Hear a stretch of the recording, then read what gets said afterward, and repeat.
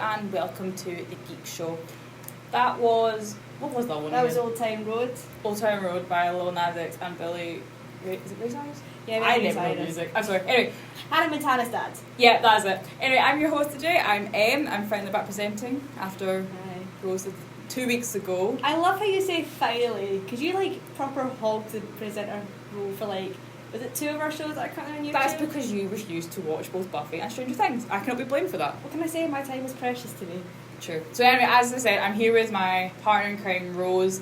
Hi everyone. We'd like to apologise for the lack of show last week. We had a media project due and it was chaotic. We literally had no time to spare. So we hope you missed us. You probably didn't. But I like to think some people miss us at least, you know? Exactly. So before we get started, because our show today is about the MCU. Now I know you've heard it all before, but don't worry, we're going to change things up. Don't worry, it's not going to be a complete downer fest. That's what I describe people who constantly just want to complain about it. It's just a downer fest. But we're going to add a bit of positivity to it, I reckon, you know. But first up, how was your week, Rose?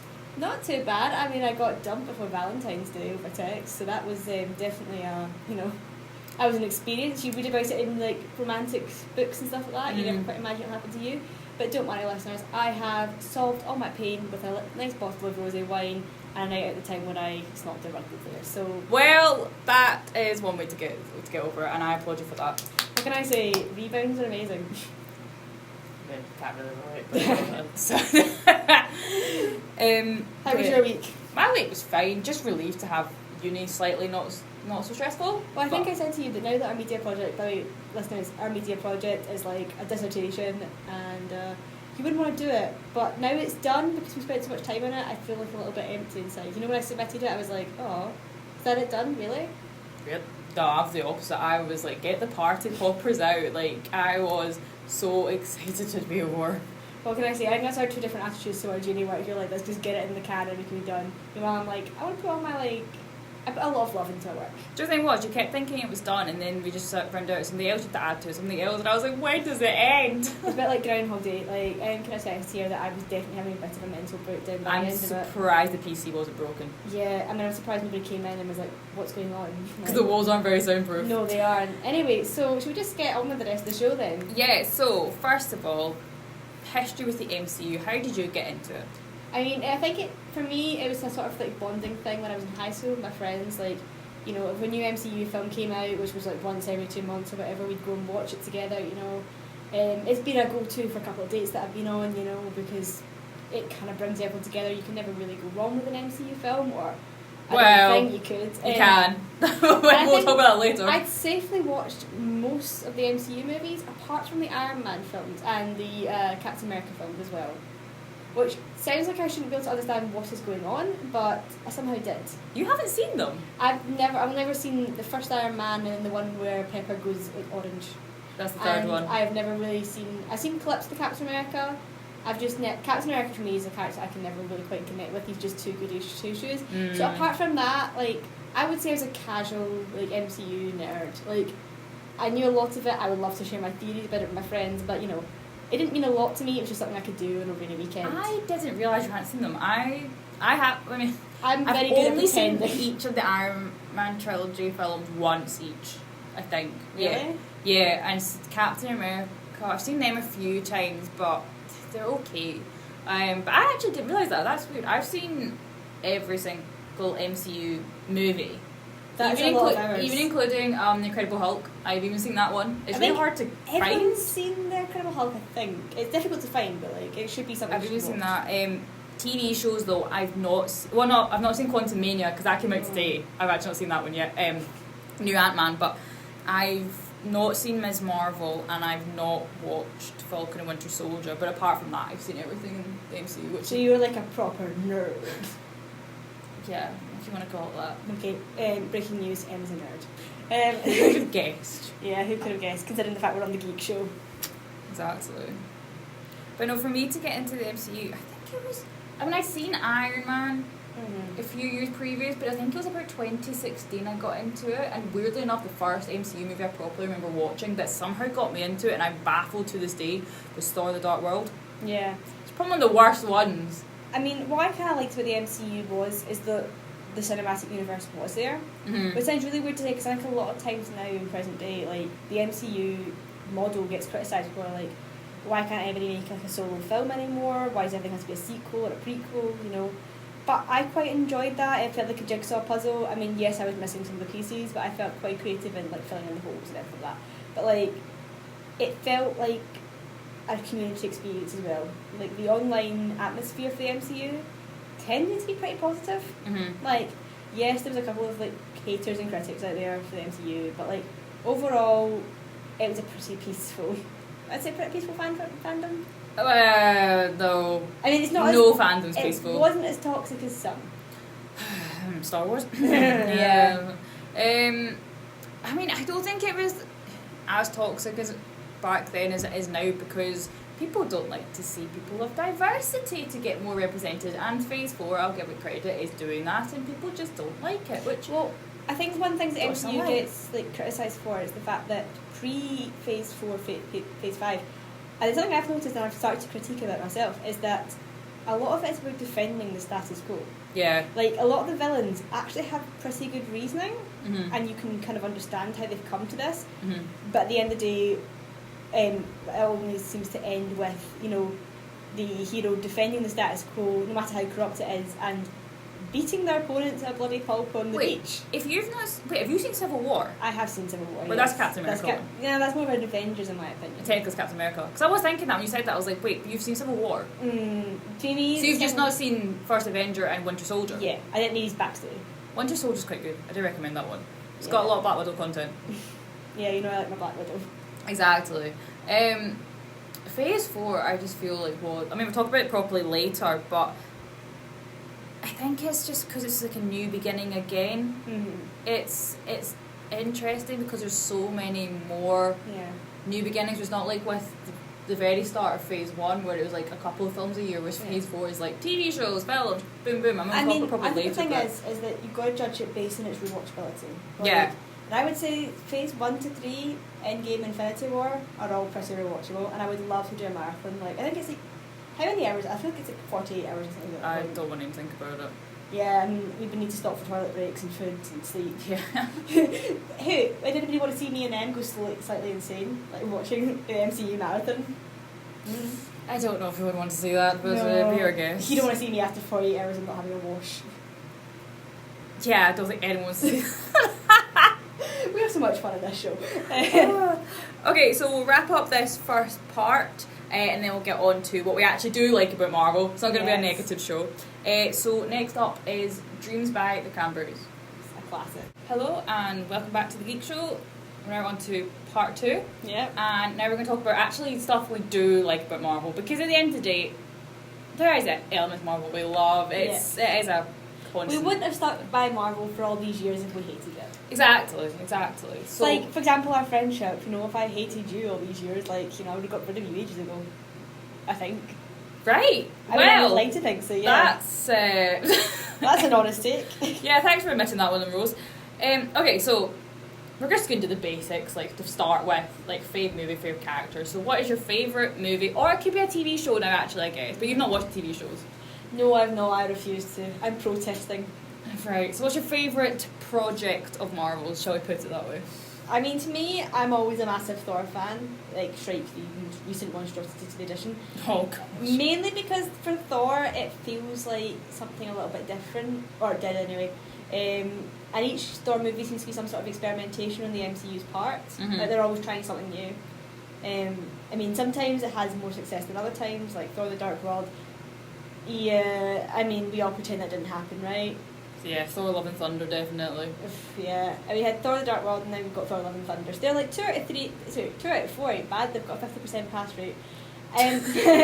But I also do quite like Captain America and Civil War, because I mean, me after saying I don't watch Captain America movies, I did watch this one. It was an Avengers movie. That's my take on it. Mainly because it does bring up this whole philosophy of how good are the Avengers, because they do tend to blow up a building every now and again, and it's like, I think it's presented in a way that's quite well thought out, and you can kind of see both points of view, Though to be fair, I do argue in the real world, Tony would be right, because he's like, hey, let's not kill anybody, and then Captain America's like, but we're doing it for their own good. So yeah, I think I have to say the Thor movies, and then of course Captain America Civil War. Very, very valid. After you saying you had seen Captain America film, it's quite funny actually. What about you? Favourite movie? Or movies? My favourite movie is Spider-Man No Way Home. Yes, you're a massive Spider-Man fan. I am. But my favourite project is probably Moon Knight, the TV show that came out last March, April time, May. Oh, I love Moon Knight so much. It's so good. It's so different because you can literally watch it with no prior knowledge of the MCU. I mean, it's Oscar Isaac as well. Yeah, he's great. And just the whole like Egyptian mythology and everything is brilliant. It's really good. And like I said, you can just watch it without having seen anything. Hint, Rose. I'm on strike with the whole Marvel TV shows. It's so good, Moon Knight. I love it. Yeah, but you're not going to make me watch it, so... Just tie down to a chair and just make you watch it. Just put matchsticks in your eyes and make you watch Orange. Love Marvel. Are you sure you don't like Marvel? Like, are you a sleeper agent for them? No, I just like Moon Knight. Mm-hmm. And a few other things. Okay, so, favourite character? For me, it's probably gonna have to be Black Widow, even though she did have a pretty catastrophic movie. It was really annoying, really frustrating. Just because to me, Black Widow is skills alone. Like, she's never had any. Well, she always had experimentation done on her, but like she never had anything enhanced in that way. Yeah, she was more psychologically trained. Yeah, and I think that's what's so. I mean, to me, watching like a female superhero who is basically just a human being, like take down like half a building full of bad guys. Yeah. You know, kick some ass. You know. Yeah, and it's from the Black Widow movie. I was so excited for it, but it basically was just there to set up Yelena's character, and I absolutely love Yelena, but it did just feel like it wasn't a Black. I mean, of course it's called Black Widow, and technically Yelena's also a Black Widow when you really think about it. Yeah, I mean, but it wasn't really a Natasha Romanoff movie. I suppose what we were expecting with the Black Widow movies was a bit of a backstory, because we had like hints. And to be fair, they did actually carry out a lot of good hints, like the whole, you know, the first Avengers movie, Loki says, is it Dreykov's daughter? And at first, I'm not gonna lie, the Avengers movie I thought, is she like Dreykov, like his daughter? Or whatever? Is that what the hint is? And I think that's what everyone originally assumed until the Black Widow movie. So to be fair, they have been thinking about it for a while. Yeah. They've been laying the groundwork, but for some reason, the timing was wrong for me. Like, if you want a Black Widow movie, you should have probably done it before her death, like before she died. Yeah, because it was weird. Just obviously we saw her die in Endgame. Obviously spoilers, but like that Endgame was 2019, I think it was. Yeah. Well, I just realised it's set in 2018, right? And the blip obviously happens for 5 years. Yeah. This is the 5th year. This is when Endgame's set, 2023, which is really, really weird. Yeah, it's quite weird to think of, but like the MCU has finally caught up to us, right? Yeah, but some of the films are set in 2024. Yeah, the timeline is a little bit fuzzy for some of the MCU stuff. They never really specify when stuff is now. And I feel like it's a bit lazy to kind of just go, well, it's weird because the snap happened. Yeah, the blip. The blip, you know. So to kind of just say that it almost seems to be their way of waving like the stakes away, especially the timeline sort of thing. It's going, oh, you know, the blip. So unless they're working towards a bigger project, which is kind of what I hope is happening. Yeah. Because they are It's the multiverse type thing now. Yeah, they are cracking. Oh! They are cracking open. Accidental swearing in the studio. God, yes. Rose, what have you become? We're gonna have to cut that bit out. Note to editor. Nah, I believe it. It's fine. It's an accidental one. Yeah. But I think they're definitely cracking open this idea of the multiverse. I'm sorry, Emma's died on mic. Right. Yes, they are cracking open like the whole idea of multiverse. I don't know if they're exploring it that well. Like, there's so many different ways they could, but for some reason they're not. Maybe that's just budget constraints. The fact that the CGI artists are a bit overworked. I don't know. Yeah. So, what's your favourite character? My favourite character, I feel like. Do you know? I feel like. I know. I mean, to be fair, it's a villain. That's my favourite. Okay. No, wait, he's one of mine. No, he's not my absolute favourite. I feel like we're playing the Newlyweds quiz. What the heck? You know, where like, you try and like guess the person's answer to stuff. It's a good fun game, honestly, watch it. No, my favourite character, because technically he is the MCU now, is Andrew Garfield's Peter Parker. Oh, yeah. Because of No Way Home, it's official, it's the MCU. Is he though? What? Because he's technically not... I don't think he's part of the MCU. I mean, he literally was in No Way Home, so I feel like yes. I don't know. Because technically X-Men's now the MCU, they just haven't explored it yet as well. Okay. So, yeah, he's my favourite. I won't fight you in that one. I love the Spider-Man films. I will defend them to the end of the earth. Especially, even the second one, it wasn't great, it was messy, but it was still just vibey. Yeah, to be fair though, my issue with the Spider-Man films is they feel separate from the MCU almost. Like, I feel like... Obviously they did have that whole, you know, fiasco with Sony. Where Sony was like, we're going to be fair, the main Spider-Man films are separate. They're not Disney, because then obviously they bought... Yes. They didn't buy the rights to Sony. It's a weird one because they kind of lent the rights from Sony to be able to have Tom Holland Spider-Man, but then I remember at one point they nearly lost it. Yeah, like there's a big do-da. Yeah, so technically Amazing Spider-Man's... Personally, I think that might be a marketing ploy because everyone loves a bit of drama. So technically Spider-Man's in the MCU, so that's why he classed my favourite character. Okay, you won the argument. Right, so we'll wrap up that section. Now is The Future So Bright, I've Got to Wear Shades by Timbuk3. That sounds like a pretty good song, so let's have a listen. Welcome back to part 3 of the Geek Show. I sound like a robot there. Yeah, you did. I'd be better than like an AI generated thing. No, just like leaning into my inner Ultron clearly. This is my AI generated host. Yeah. You bet you can do that, let's be honest. Technology is that good. And that's scary. It's just terrifying, isn't it? Yeah.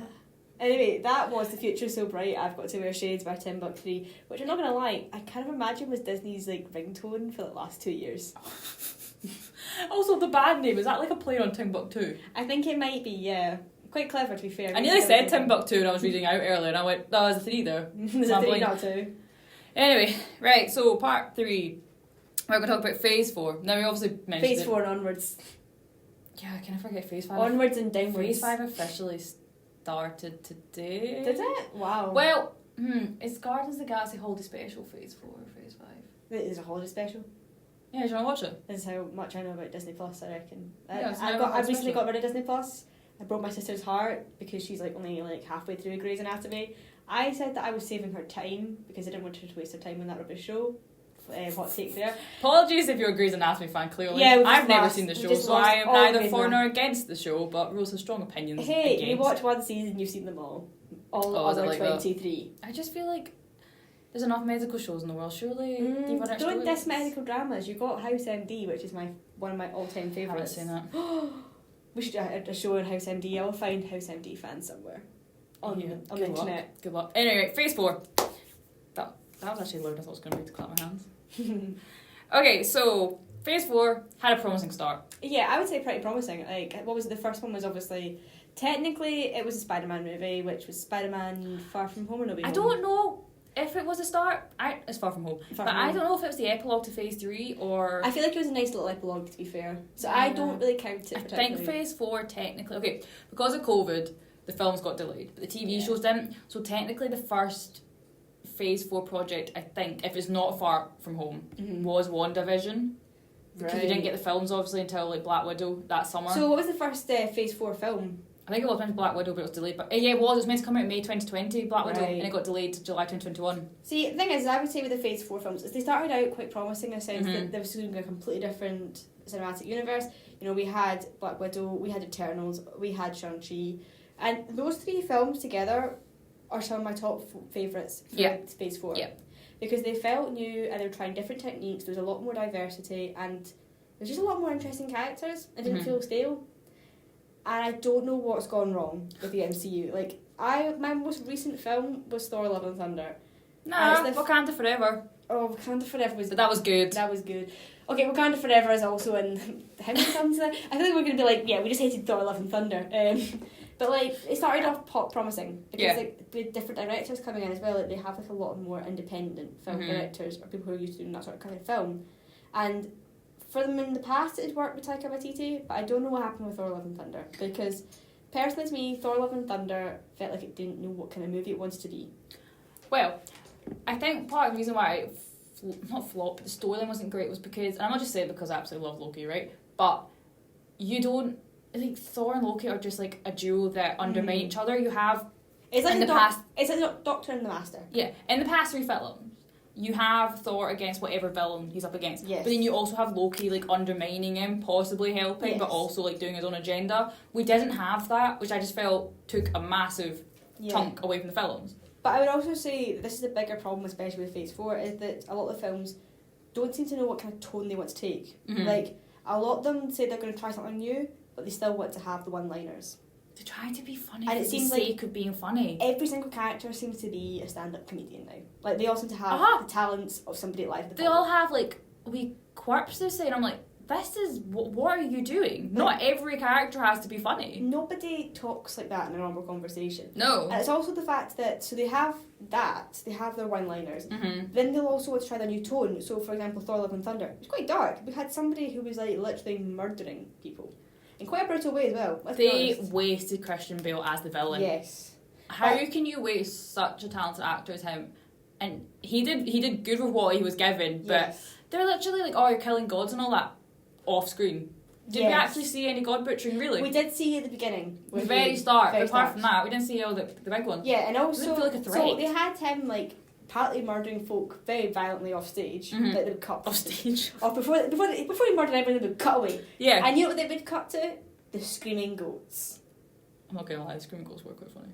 Yeah, I didn't find them funny at all. I found them distracting. Me and my friend who I was with, every time the goats... I think maybe because we were just so done with the film, we just kept laughing every time they appeared. I don't know, and that kind of film, should you be laughing? I don't know. That's the thing, is you don't know if you're meant to be laughing or not. The first bit was great with the Guardians. Mm-hmm. That was great, and as soon as they left, it just kind of went... Yeah, and I would also say this was similar happening with Wakanda Forever. Like, don't get me wrong, I love Wakanda Forever. Mm-hmm. I thought it was a great tribute to Chadwick Boseman. Yeah. I thought they had the right amount Mm-hmm. of tribute.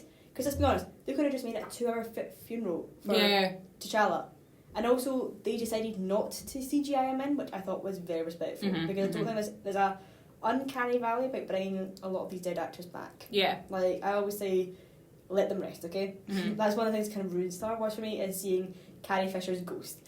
Oh, well, to be fair, that was unused footage from Force Awakens. Still felt a bit wrong. Yeah, true. I was like... the funniest one, I think I probably told this... I don't know if I told it on the air, but I've told you before, was the Rogue One for me. Yes. When I didn't realise that Peter Cushing had died.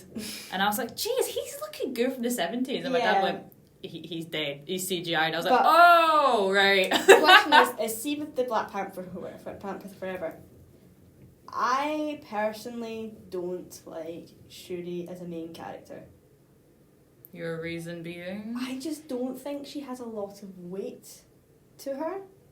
And I felt like what we were seeing the main actress mourn Chadwick Boseman for the whole movie and make pouty faces. And then for some reason, they didn't even let her stand alone as a Black Panther, by the way. Like, the end credit scene where they bring in his son. Yeah, true. So, like, just in case you don't like her, don't worry, we've got a backup. We have a backup plan in case, like, we get hate for this, don't worry, we'll make him, like, and actually, now you point that out, that's kind of true. And it feels a bit icky.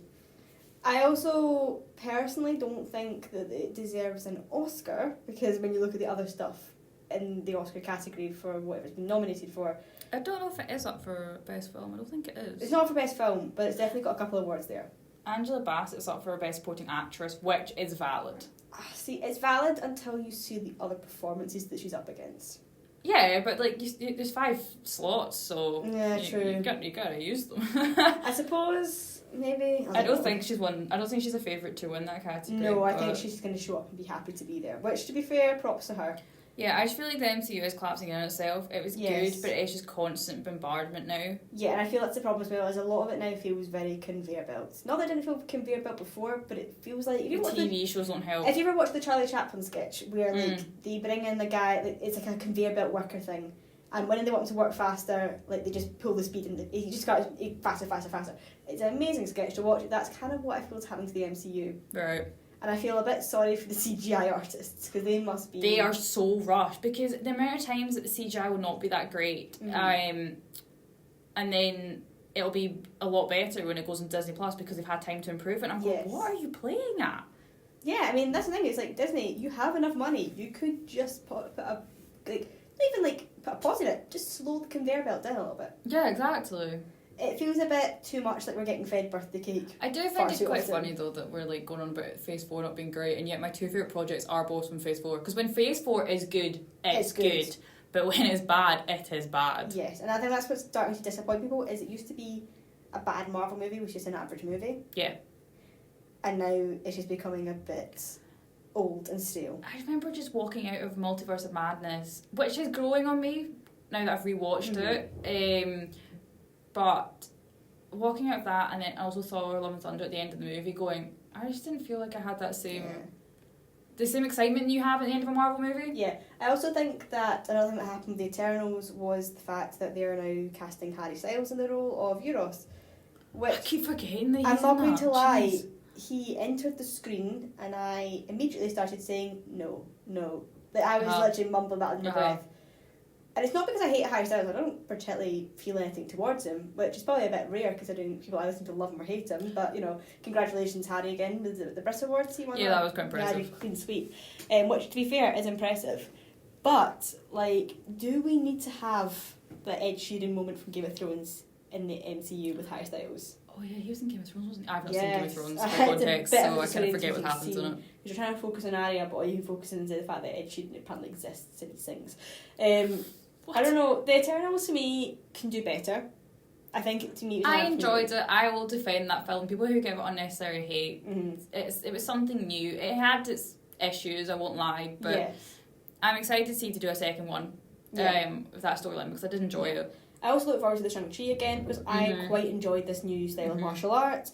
To be fair though, it did fall back into the Marvel trap of, you know, it'll have the final stage 3 battle with the CGI space vortex or dragon or whatever it was. I think the most disappointing one still is Multiverse of Madness on the basis of it has so much potential for different universes and then we just got a slightly altered CGI in New York City. See, for me, with the Shang-Chi, I think they should really lean into time travel with it because they said they don't know much about... The rings. Yeah. And I think it would be quite nice to just maybe go back to the past of the rings.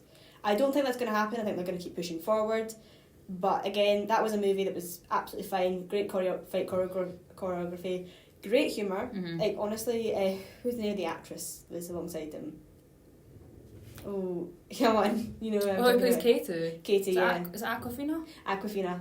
I absolutely loved her. She's not always my cup of tea for humour, but she worked. She was perfect in that role. She was great. Yes. And what I really like, and I really hope they keep it the same, is there was never any romantic chemistry between the two, and they became friends. Just before we wrap up this section, when you're saying about like things falling into the formula, the one that really annoyed me was WandaVision. It was so unique, and in the last bit, it just had the final battle, and I was like, wow, we've just slipped back into it. Also, Marvel doesn't seem to want to own up to the fact that its heroes are pretty awful people.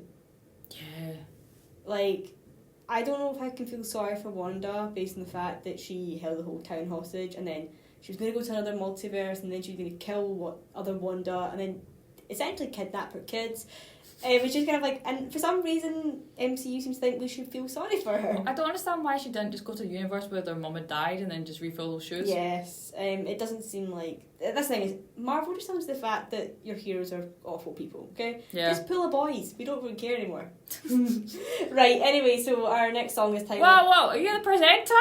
Oh. Back up a bit, Rose. Stay in your lane. Exactly, right, so, as Rose was saying... Our next song is Time in a Bottle by Jim... Is it Croc or Crochet? Crochet, I think. Crochet. Right. Welcome back to the Geek Show. And now we've got our fourth and final section. Yeah.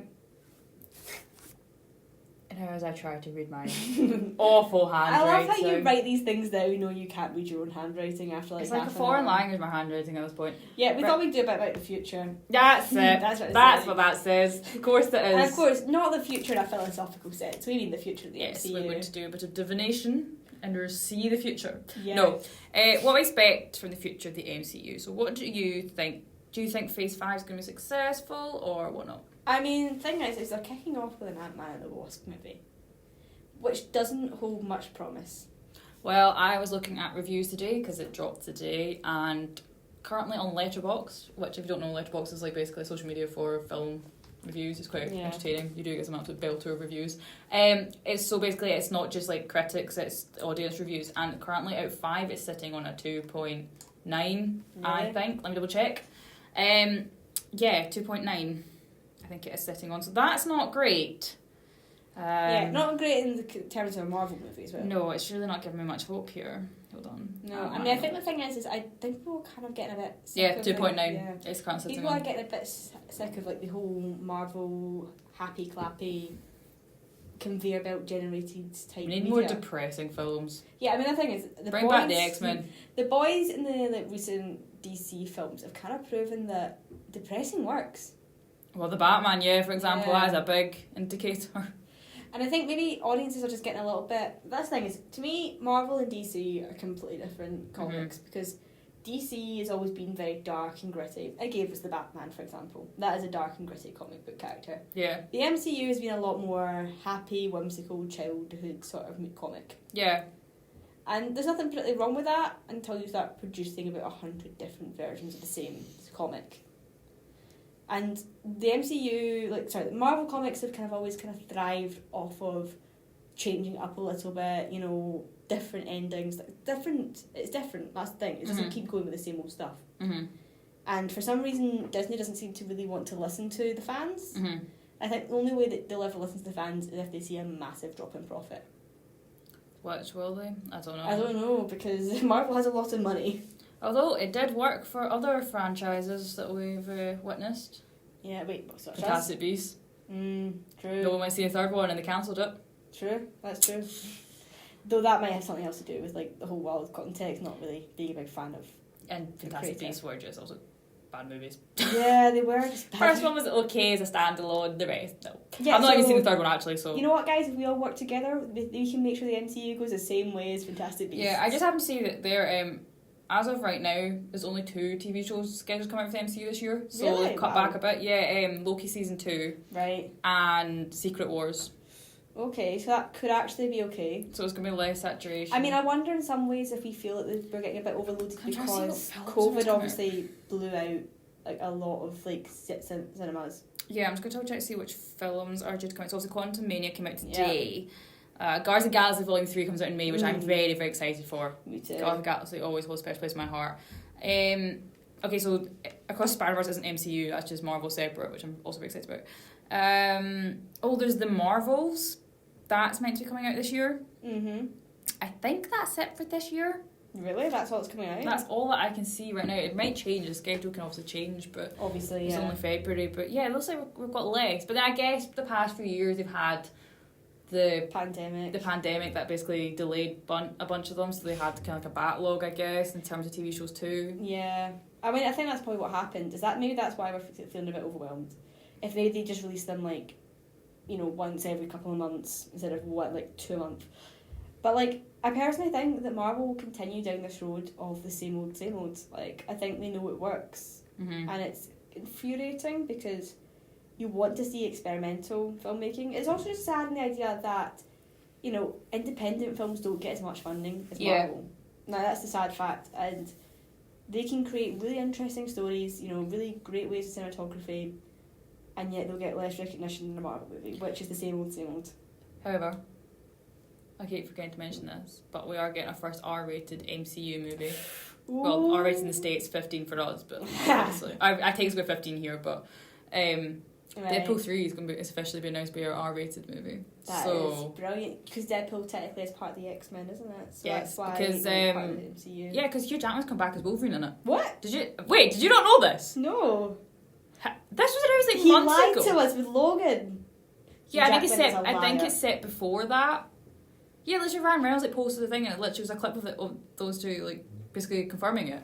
Really? Yeah. So I don't know if I want to see another Wolverine movie. I've actually not seen Logan. I've only ever seen Wolverine in the X-Men films. I've actually never seen his Logan will make your heart I know what happens in it. Yeah, spoiler alert, Wolverine dies. Yeah, so does Professor X. Everyone dies and gets old. So I really don't know if I want to just do Logan that. is a reminder of mortality for us all, because everyone we loved got old and died. How does he die? I thought he was immortal. Basically, his skeleton started poisoning him. Oh. Well, that would do it. Professor X, he gets dementia or something, and then kills half the mutants because he has a stroke. Oh! Right. Well, It's that's a really depressing movie, and if you want to MCU, start doing those again.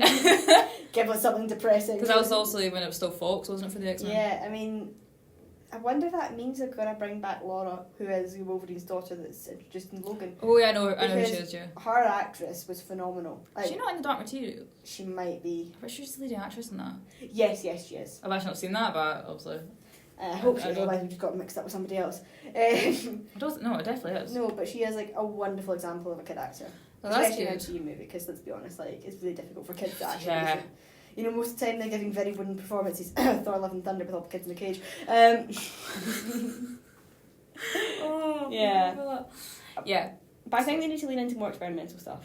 I want them to properly lean into X-Men. I want them to lean into Fantastic Four. Yeah. We're definitely getting Blade as well. Cool. He's being introduced. I just want to experiment more stuff. And more TV specials. Yeah, I mean, I They're think good as well. that's what you to cut back on the stand-up quippy one-liners. Yeah. Oh, yeah.